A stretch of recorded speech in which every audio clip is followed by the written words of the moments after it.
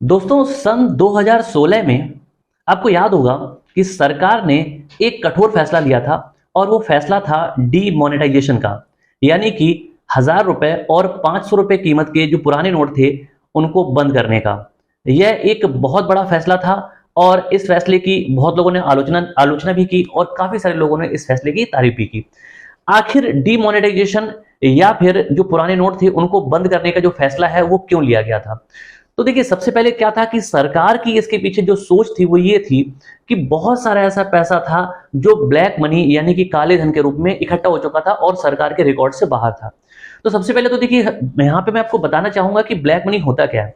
आप लोगों ने ये टर्म बहुत बार सुना होगा, है ना? कई बार आपने सुना होगा कि इस पे कई बार ऐसे मुद्दे उठाए जाते हैं, चुनाव के टाइम पे भी उठाए जाते हैं, विपक्षी पार्टियां भी उठाती हैं। तो ब्लैक मनी, मुझे याद है कि सन 2014 से पहले जब केंद्र में कांग्रेस की गवर्नमेंट हुआ करती थी तो उस समय बीजेपी की तरफ से ये मुद्दा जोर शोर से उठाया गया था।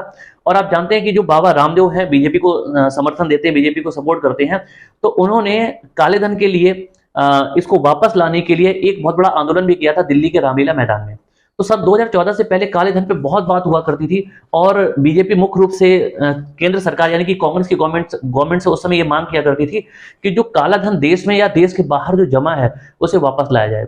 तो सबसे पहली बात है कि ये काला धन होता क्या है। देखिए, काला धन या ब्लैक मनी ऐसे पैसे को कहा जाता है जो पैसा सरकारी रिकॉर्ड में नहीं होता, यानी कि सरकार की नजर में नहीं होता है। अब सरकार की नजर में कौन सा पैसा नहीं होता है?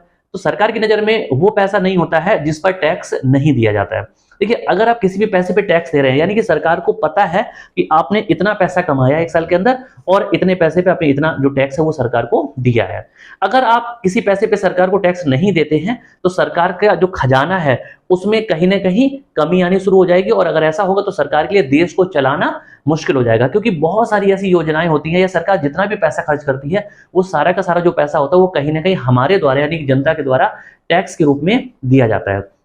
अब बहुत से लोग क्या करते हैं कि जिनकी नंबर 2 की कमाई होती है या जिनकी कमाई गलत तरीके से होती है या वो सरकार को टैक्स नहीं देना चाहते हैं, तो वो क्या करते हैं, अपने पैसे को छुपा के रखते हैं और उस पर टैक्स सरकार को नहीं देते हैं। और स्पेशली जो ये पैसा होता है वो कैश फॉर्म में रखा जाता है, क्योंकि अगर आपने अपने पैसे को बैंक में या डिजिटल फॉर्म में रखा हुआ है तो कहीं ना कहीं हर चीज इंटरनेट से जुड़ी होती है, तो सरकार को पता चल जाता है कि आपके पास कितना पैसा है। तो इसीलिए ज्यादातर जो पैसा है वो आपका हार्ड फॉर्म में या हम कह सकते हैं कि कैश फॉर्म में रखा जाता है या जमा किया जाता है। क्योंकि जो पैसा नोट के फॉर्म में या कैश फॉर्म में रखा जाएगा उस पैसे का पता लगाना कई बार इतना आसान नहीं होता है। तो सरकार की यह सोच थी कि इस पैसे को यानी कि जो पुराने जब भी कभी जो पैसा जमा किया जाता है तो ज्यादातर लोग, हमेशा आपने देखा होगा कि बड़े नोटों को ही जमा करते हैं, क्योंकि अगर आप छोटे नोट जमा करेंगे तो वो इतना ज्यादा हो जाएगा कि रखना मुश्किल हो जाएगा। तो इसीलिए सबसे जो बड़ी कीमत के नोट थे वो 500 और 1,000 रुपए के ही हुआ करते थे, अगर हम सन 2016 तक की बात करेंगे तो इस पैसे को जब पुराने नोट बंद कर देंगे तो इससे क्या होगा कि सारा का सारा पैसा जो जमा है वो सारा खराब हो जाएगा, नए नोट मार्केट में आ जाएंगे। तो ये पॉलिसी सरकार की थी। इसमें कितनी सफलता मिली या नहीं मिली ये अलग विषय है, लेकिन मैं आपको बताऊं कि जिस समय डीमोनेटाइजेशन किया गया यानी कि पुराने नोटों का चलन बंद किया गया था, उस समय एक चीज देखने में मिली थी। अगर आपको याद होगा सन 2016 और 17 की जो बात है, अगर आपको याद होगा तो आपने देखा होगा कि उस समय डिजिटल पेमेंट को बढ़ावा देना शुरू किया गया। 2016 से पहले लोग डिजिटल फॉर्म में जो पेमेंट है वो बहुत कम किया करते थे। यानी कि आजकल आपने देखा होगा जैसे फोन पे है या एयरटेल पेमेंट बैंक है और भी बहुत सारे, जैसे गूगल पे है, इसी तरह की बहुत सारे जो ऑप्शंस हमारे पास अवेलेबल हैं। लेकिन उस समय सन 2016 से पहले ये चीजें नाम मात्र को देखने को मिलती थी, बहुत ज्यादा नहीं थी। शुरुआत हालांकि हो चुकी थी लेकिन बहुत ज्यादा नहीं थी। तो लोग जितनी भी पेमेंट करते थे वो ज्यादातर कैश फॉर्म में किया करते थे। अब क्या हुआ कि जब डीमोनेटाइजेशन हुआ तो उस समय मुझे याद है कि जो एयरटेल का पेमेंट बैंक था, फोन पे था, गूगल पे था, इस तरह से ही एक्टिव हो गए। पेटीएम बहुत चला, मुझे याद है कि सबसे ज्यादा पेटीएम से ही पेमेंट की जाती थी उस समय, और उसके बाद धीरे धीरे करके और भी इस तरह के पेमेंट ऐप मार्केट में आ गए। अब क्या हुआ कि जब पेमेंट ऐप आए और बहुत सारी पेमेंट होने लगी तो सरकार ने देखा कि ये तो बड़ा अच्छा हो रहा है, क्योंकि जब भी आप कोई पेमेंट डिजिटली करते हैं तो इसमें पैसे को स्टोर करके रखना, यानी कि हम कह सकते हैं जो नंबर 2 की कमाई काला धन होता है उसको जमा करना मुश्किल हो जाता है, क्योंकि सरकार की नजर उस पर होती है। तो इसको सरकार ने काफी बढ़ावा भी दिया, आरबीआई की तरफ से भी इसके लिए बहुत सारे काम किए गए। और अब आज जो लेक्चर मैं आपके लिए लेके आया हूं वो इसी पे बेस्ड है। तो आज का जो लेक्चर है वो मैं शुरू करता हूं। और अगर आपने अभी तक चैनल को सब्सक्राइब ना किया हो तो चैनल को सब्सक्राइब जरूर करें। तो आइए आप सबका सबसे पहले मैं स्वागत करता हूं आपके अपने यूट्यूब चैनल चंदन सर कानपुर पर। तो आज की जो हमारी क्लास है, छोटा सा लेक्चर है, आइए आपको बताते हैं कि क्या है।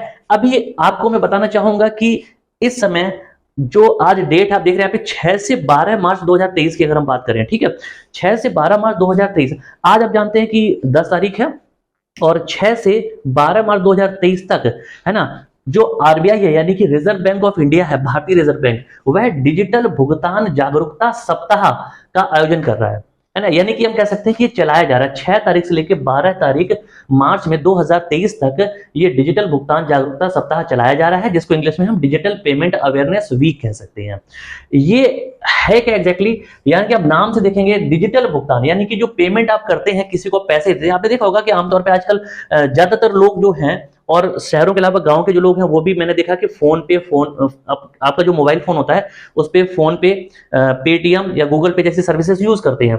तो फोन से अगर आप किसी को 10 रुपए भी ट्रांसफर करते हैं, है ना, तो उसको क्या डिजिटल भुगतान कहा जाएगा। तो डिजिटल पेमेंट और क्या है, अवेयरनेस, यानी कि इसकी हमें जागरूकता फैलानी कि आप ज्यादा से ज्यादा जो पेमेंट करें वो कैसे करें, डिजिटल फॉर्म में करें, है ना। लोग अभी भी डरते हैं। तो इस सप्ताह का आयोजन किया जा रहा है। इसका जो पर्पस है ना, जो इसकी सोच है वो यही है कि ज्यादा से ज्यादा लोगों को अवेयर करना कि आप पेमेंट को कैसे करें, डिजिटल मोड पे करें, जिससे कि क्या है कि आपको बड़ी आसानी होगी, सेफ एंड सिक्योर है और सरकार की नजर में भी पैसा रहेगा, जिससे कोई भी समस्याएं नहीं आएंगी।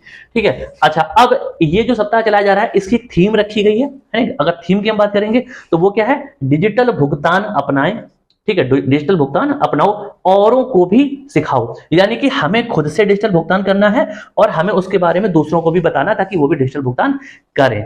इतनी बात आपको समझ में आ गई। पेपर में देखो इससे क्वेश्चन बनते हैं बहुत अच्छे से कि जो डिजिटल भुगतान जागरूकता सप्ताह है या डिजिटल पेमेंट अवेयरनेस वीक है वो कब से कब तक चलाया गया। तो 6 से 12 मार्च 2023 तक चलाया गया।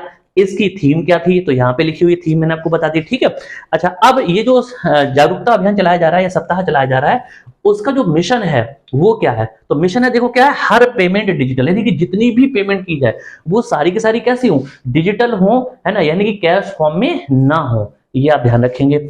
अच्छा, इस कार्यक्रम की जो शुरुआत की गई है ना, जो ये सप्ताह चलाया जा रहा है, जो अवेयरनेस वीक चलाया जा रहा है, ठीक है, इसमें एक और प्रोग्राम शुरू करने की बात कही गई है और वो ये कही गई आरबीआई की तरफ से कि आरबीआई क्या करेगा कि 75 गांव को गोद लेगा। ठीक है ना, 75 गांव को, 75 गांव को आरबीआई गोद लेगा। किस लिए, उनको सिखाने के लिए कि डिजिटल पेमेंट किस तरह से की जाए। अच्छा, गांव की बात इसलिए की गई क्योंकि ज्यादातर जो जागरूकता का अभाव रहता है वो कहां रहता है, ग्रामीण क्षेत्र में रहता है। तो गांव के लोगों को बताया जाएगा कि आप डिजिटल पेमेंट को किस तरह से करेंगे और किस तरह से बेनिफिशियल है। अच्छा, प्रत्येक गांव में 2 शिविर यानी कि कैंप का आयोजन किया जाएगा और वो कैंप कौन लगाएगा, तो पेमेंट सिस्टम ऑपरेटर लगाएंगे। ठीक है, पेमेंट सिस्टम ऑपरेटर जो होते हैं, है ना, वो कौन है, वो तरह से कह सकते हैं कि बैंक या आरबीआई के प्रतिनिधि होते हैं और उनको हम शॉर्ट में पीएसओ बोल सकते हैं, है ना।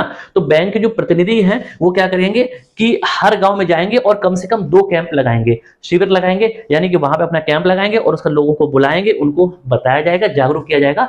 और हो सकता है कि अगर उनको नहीं पता तो उनके मोबाइल फोन में जो भी पेमेंट एप्लीकेशन है उनको इंस्टॉल करके और उनको पेमेंट करके बताया जाएगा, दिखाया जाएगा कि किस तरह से आप पेमेंट करेंगे। ठीक है बच्चों, अच्छा, अभी क्या आपको पता होगा कि अगर हम आज की डेट की बात करें तो ज्यादातर लोगों के बैंक अकाउंट होते हैं, है ना। आप एक परिवार में एक अकाउंट या एक से ज्यादा अकाउंट आपको देखने को मिल जाएंगे, क्योंकि आपको याद होगा कि पहले हर परिवार में बैंक अकाउंट नहीं हुआ करता था।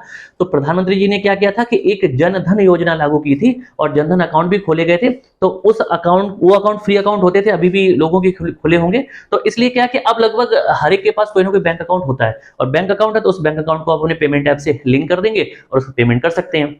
तो आप ध्यान रखिए कि ये इसलिए सप्ताह का आयोजन किया गया। तो इसके जो की फैक्ट है ये मैंने आपको बताए हैं। अच्छा, डिजिटल पेमेंट का सबसे बड़ा फायदा क्या है कि एक तो सरकार की नजर में आप रहते हैं, जिससे क्या है कि कोई भी पैसे का गबन का चांस नहीं रहता है, आपके लिए भी अच्छा सेफ और सिक्योर रहता है। आपको पैसा कैश फॉर्म में लेके नहीं घूमना है। अगर आप कहीं जा रहे हैं, ट्रैवल कर रहे हैं कहीं भी, तो आप अपने फोन से ही पेमेंट कर सकते हैं और इसमें चोरी होने का या कोई भी ऐसी प्रॉब्लम क्रिएट करने का जो खतरा है वो नहीं रहता है। तो बेहतर है और मैं तो खुद भी यूज करता हूं। अगर आप चाहें तो आप भी, अगर अभी तक यूज नहीं कर रहे हैं तो डिजिटली पेमेंट करें, जिससे रिकॉर्ड भी रहता है। अगर आप किसी को पैसा दे रहे हैं तो सामने वाला बेईमानी भी नहीं कर सकता है, क्योंकि आपके पास उसका रिकॉर्ड होता है। ठीक है बच्चों, तो ये छोटी सी जो क्लास है वो कैसी लगी मुझे कमेंट करके जरूर बताएं। अगर अच्छी लगी है तो बिल्कुल कमेंट करें और लाइक भी करें, जिससे हमें पता चले कि कितने सारे लोग मुझे पसंद कर रहे हैं। इस तरह की बेहतरीन और अमेजिंग क्लासेस के लिए जुड़े रहें हमारे यूट्यूब चैनल चंदन सर कानपुर के साथ। नमस्कार।